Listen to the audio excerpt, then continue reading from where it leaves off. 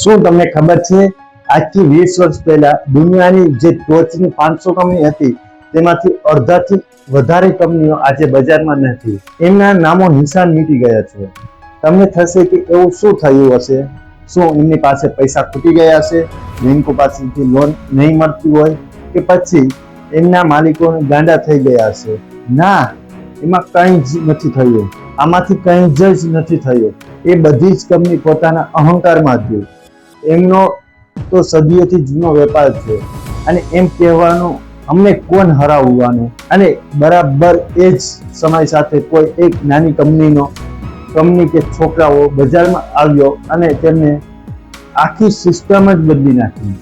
જૂની કંપનીઓ તો પોતાના મહેલની જેમ ધરાશય થઈ ગયો. આ રમતને એક ખાસ નામ આપવામાં આવ્યું છે, જે જોતા તમને આજે જ નહીં સમજાય તો કાલે તમારો વારો પણ આવી રીતે જ થઈ શકે છે. આ વિડીયો તમારા બિઝનેસ માટે ગેમ ચેન્જર સાબિત થઈ શકે છે. તો ચાલો સમજીએ કે આ અદૃશ્ય હથિયાર કયું છે જે મોટા સામ્રાજ્યને પણ ખતમ કરી નાખે છે. જ્યારે આપણે ધંધાની વાત કરતા હોઈએ ત્યારે આપણા ભારતના સૌથી મહાન ઉદ્યોગપતિ રતન ટાટાને કેમ ભૂલાય? રતન ટાટા એ દુનિયાના સૌથી મોટા વિઝનરી અને ઇલોન મસ્ક બંનેના વિચારો આ બાબતે એકદમ સ્પષ્ટ છે. તેઓ માને છે કે જો તમે તમારી બનાવેલી જૂની સિસ્ટમ જાતે નહીં તોડો અને નવું નહીં વિચારો તો બજારમાં કોઈ બીજું આવશે અને તે તમારી સિસ્ટમને તોડી નાખશે, અને બજારમાં નવી બરાબર તમારી સિસ્ટમને તોડીને તેમને બજારની બહાર ફેંકી દેશે. જૂની સફળતાને પકડીને નથી રહેતા. તેઓને સતત એ જ શોધવામાં હોય છે કે જે ગઈકાલે મેં જે પ્રોજેક્ટ બનાવ્યો હતો તે આજે હું જ કેવી રીતે નકામી સાબિત કરું અને ગ્રાહકને એનાથી પણ સસ્તી અને સારી વસ્તુ આપવું. આ જ વિચારધારા તેમને વર્ષોથી બજારમાં બાદશાહ બનીને રહે છે. ચેપ્ટર 1, ડિસ્કશન એટલે શું? તો મારા ભાઈઓ, આજનો આપણો શબ્દ છે ડિસ્કશન. સાવ દેશી ભાષામાં અને સીધી ભાષામાં કહું તો ડિસ્કશન એટલે બજારના મૂળમાંથી ક્રાંતિ લાવવાની અથવા પાયાના પરિવર્તન કરવાનું. ઘણા લોકો એવું લાગે છે કે મારી પ્રોડક્ટ અને પેકેજિંગ બદલાવી નાખવું, પછી તો કોઈ હિરોઈન પાસે મોટી જાહેરાત કરાવી દો એટલે ક્રાંતિ આવી ગઈ. ના ભાઈ, આ તો ડિસ્કશન ન કહેવાય. આ તો માત્ર માર્કેટિંગ છે. ડિસ્કશન એટલે લોકોની ખરીદી કરવાની, વિચારવાની અને જીવન જીવવાની આખી રીત બદલાવી નાખવાની તાકાત. જ્યારે બજારમાં કોઈ નવી વસ્તુ આવે અને એના આવવાથી જૂની સાવ નકામી બની જાય તેને ડિસ્કશન કહેવાય. યાદ કરો, આજથી 20 થી 25 વર્ષ પહેલાનો સમય, જ્યારે લગ્ન હોય કે પ્રવાસ, લોકો કોડેક કંપનીના કેમેરા વાપરતા હતા. એમાં રોલ નાખવો પડતો હતો. કોડેક કંપનીને ફોટોગ્રાફી અને બજારમાં બહેતર બાંધતા હતો. પણ પછી શું થયું? બજારમાં ડિજિટલ કેમેરા અને સ્માર્ટફોન આવ્યા. આ નવી ટેકનોલોજી કોઈ નવી જાહેરાત ન કરી, તેમને સીધો રોલવાળો કેમેરો નકામો કરી દીધો. લોકોએ રોલ વાપરવાનું જ બંધ કરી દીધું. આ નવી ટેકનોલોજી જૂના કામકાજના સંપૂર્ણ ડિસ્કશન કરી નાખ્યું. કોડેક કંપની ખતમ થઈ ગઈ. હવે તમને સમજાયું હશે કે આ શબ્દ કેટલી તાકાત છે. પણ આ ડિસ્કશન પાછળનો અર્થશાસ્ત્ર શું છે? એમનું ગણિત કેવી રીતે કામ કરે છે? ચાલો એ પણ આપણે સમજીએ. ચેપ્ટર 2, ધંધાનું ગણિત. ધંધાનું ડિસ્કશન ગણતરી એકદમ સાદું અને સીધું છે. આમાં કોઈ રોકેટ સાયન્સ નથી. આપણા વેપારીઓને સાદું ગણિત સમજવામાં પણ થાપ ખાઈ જાય છે. સમજો કે બજારમાં કોઈ વસ્તુ કે સેવા મેળવવા ગ્રાહકો અત્યારે 100 રૂપિયા ખર્ચ થાય છે, એ 5 કલાકનો સમય લાગે છે. પણ હવે જો તમે થોડુંક મગજ દોડાવી અને નવી ટેકનોલોજીનો ઉપયોગ કરી અને એ જ કામ ગ્રાહકને માત્ર 10 રૂપિયા અને 1 જ મિનિટમાં કામ આપો તો શું થશે? આખા બજારના બધા જ ગ્રાહકો તમારી પાસે જ આવશે. જ્યાં એમને સગવડ, ઝડપી અને સસ્તો ભાવ મળશે ત્યાં એ જ જવાનો છે. જ્યારે તમે આ બે વસ્તુ એટલે કે સમય અને પૈસા ઘરખમ ઘટાડવો કરવો છે, ત્યારે જૂની સિસ્ટમની ચાલવનાર લોકો આપોઆપ સ્પર્ધામાંથી બહાર ફેંકાઈ જાય છે, કારણ કે તેઓ એમના મોટો ખર્ચ અને જૂની પદ્ધતિના કારણે ત્યારે તમારા જેવી સસ્તો ભાવ આપી જ નહીં શકાય. આ જ કારણે તમારી કંપની કે કંપનીઓની ઝડપથી આગળ વધે છે. પણ આ કોન્સેપ્ટ ભારત અને દુનિયાના સૌથી મોટા ઉદ્યોગપતિને પ્રેક્ટિકલ લાઈફમાં કેવી રીતે વાપર્યું છે, એમના લેવલની ગેમ સમજવી છે તો સાંભળજો. ચેપ્ટર 3, મુકેશ અંબાણીનો માસ્ટર ટોક અને એલોન મસ્કનું વિઝન.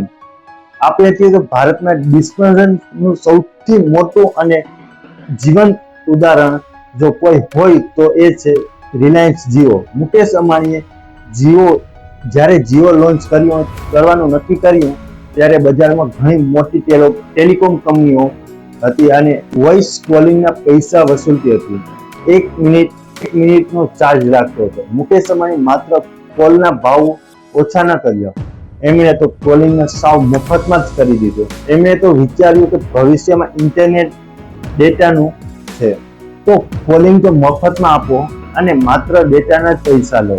આ એક વિચારથી આખા ટેલિકોમ ઉદ્યોગની ભૂકંપ આવી ગયો. જૂની કંપનીઓ વર્ષોથી રાજ કરતી હતી, તેમની પાસે આ હુમલો કોઈ જવાબ નહોતો. તે પરિણામે એક મોટી કંપનીને સાથ થઈ ગઈ. જીઓ આજે પણ નંબર 1 બની ગયું છે. આને કહેવાય શુદ્ધ ડિસ્પર્ઝન. બીજું ઉદાહરણ લો, એલન મસ્ક. આખી દુનિયાના પેટ્રોલ અને ડીઝલ પર ચાલતી ગાડીઓ દબદબો હતો. ઇલોન મસ્કે ઇલેક્ટ્રોનિક ગાડી બનાવી એટલે કે ટેસ્લા બનાવવાની આખી દુનિયાના ઓટોમોબાઈલ ઉદ્યોગનું પાયાનું પરિવર્તન લાવી દીધું.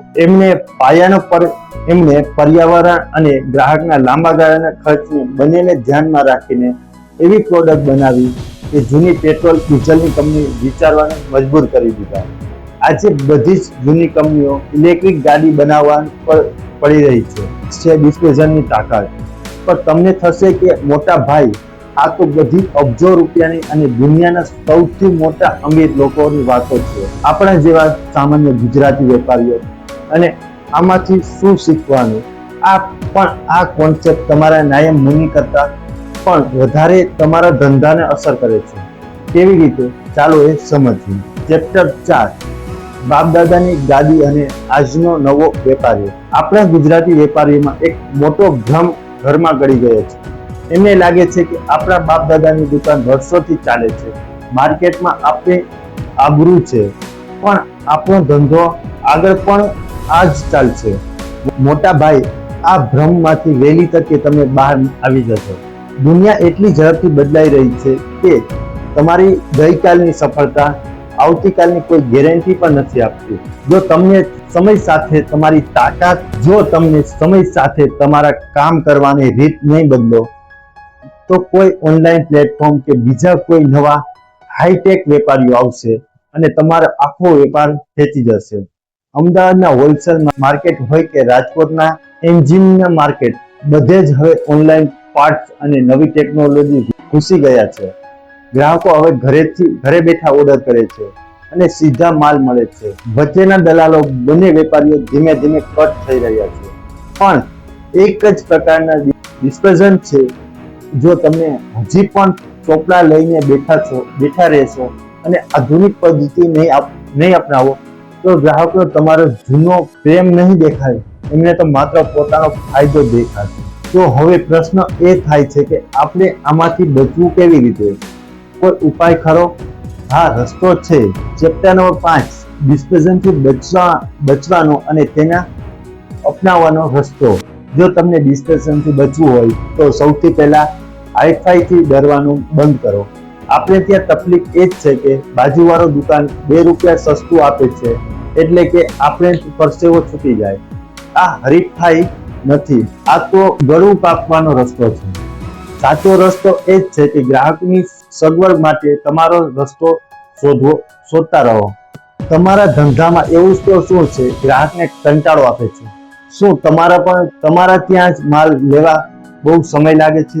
શું પેમેન્ટ કરવાની સિસ્ટમ અઘરી છે? શું આફ્ટર સેલ સર્વિસ ખરાબ છે? આ બધી જ ખામીઓ શોધો અને તેને દૂર કરો. જાતે પોતાની સિસ્ટમ તોડો અને નવી બનાવો. જો તમે નહીં કરો તો બીજું કોઈ આવશે અને તમારા હાથમાં પસ્તાવા સિવાય કંઈ જ નહીં રહે. હંમેશા યાદ રાખજો, ગ્રાહકની સમસ્યા સૌથી સરળ, સસ્તો અને ઝડપી ઉકેલ આપવો એ જ લાંબા ગાળાના બિઝનેસની ચાવી છે. જો તમારે પણ આ કોન્સેપ્ટ હજી ઊંડાણથી સમજવો હોય અને તમારા ધંધાને આધુનિક બનાવવો હોય તો હું તમને એક અદ્ભુત પુસ્તક વાંચવાની સલાહ આપીશ. આ પુસ્તકનું નામ છે ધ ઇનોવેટ ડિલેમા. લેખક છે ક્લેન ટીયર્સ.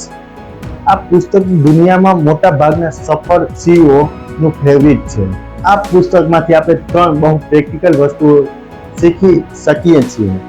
એક, ઘણીવાર કંપનીઓ ફેલ એટલા માટે નથી થતી કે તેમનું મેનેજમેન્ટ ખરાબ હતું, પણ એટલા માટે જ થાય છે કે તેઓ બધું જ એકદમ પરફેક્ટ કરતા હતા, માત્ર નવી આવતી ટેકનોલોજીની નજરઅંદાજ કરી દીધી. 2, ડિસ્પેશન હંમેશા બજારમાં એવા નાના ખૂણામાંથી શરૂ થાય છે જ્યાં નફો ઓછો હોય અને જેના મોટી કંપનીનું સાવ નકામું ગણતી હોય. ધીમે ધીમે નાનું બજારમાંથી આખા મોટા બજારમાં થઈ જાય. 3, માત્ર હંમેશા હાલના ગ્રાહક જ ન સંભાળો. જે લોકો તમારી પાસે વસ્તુ નથી ખરીદતા તેમનું પણ સાંભળો. તેઓને કેમ નથી ખરીદતા? તેમાં જ ભવિષ્યના ધંધાના નવા રસ્તા છુપેલા છે. આ પુસ્તક લેવા માટે મેં નીચે ડિસ્ક્રિપ્શનમાં લિંક આપેલી છે. એક વાત જરૂરથી મંગાવજો અને વાંચજો, તમારા મગજના તાળા ખુલી જશે. એ તો મારા ભાઈ, આખા વિડીયોનો સારાંશ હું તમને એક પાવરફુલ વાક્યમાંથી આપું તો એટલું જ કહીશ કે ડિસ્પેશન એ તમારા ધંધાનું મોત નથી. એ એક નવા અને આધુનિક રૂપમાં ધંધાનું પુનઃજન્મ છે, જે આ પરવી લહેર પર સવાર થઈ જશે કે તે દરિયાની પાર પર કરી લેશે ને જે કિનારે ઊભો રહીને જૂની પદ્ધતિથી પકડી રાખશે તે ત્યાં જ ડૂબી જશે. હવે તમારા માટે એક એક્સેલેન્ટ ચેલેન્જ છે. આવતીકાલે સવારે તમે જ્યારે તમારી દુકાન કે ઓફિસ જાઓ ત્યારે તમારી ખુરશી પર બેસીને શાંતિથી માત્ર એટલું જ વિચારજો કે તમારા આખા કામકાજના એવી કઈ વસ્તુઓ છે જે તમે ગ્રાહકને સૌથી વધુ સમય બગાડે છે અથવા તમે સૌથી વસ્તુ મોંઘી પડે છે એટલે તેને સૌથી વધુ મોંઘી પડે છે. પછી એ એક જ વસ્તુઓ સુધારવા પર કામ ચાલુ કરી દેજો અને આ તમારું પહેલું કદમ હશે અને ડિસ્પેશન તરફ. અને હા, મને કોમેન્ટમાં ચોક્કસ જણાવજો કે તમે તમારી આસપાસની ક્યાં જૂના કામકાજની આ રીતે રાતોરાત ખતમ થતા જોઈ છે અને શું તમે પણ ડિસ્પેશન શબ્દ પહેલા જ ક્યારે સાંભળ્યો હતો? સાચી માહિતી માટે અને આવી જ રીતે પ્યોર અને ગેસ ફ્રી વાતો માટે આપણી આ ચેનલને સબસ્ક્રાઇબ કરજો. ગરવી ગુજરાત.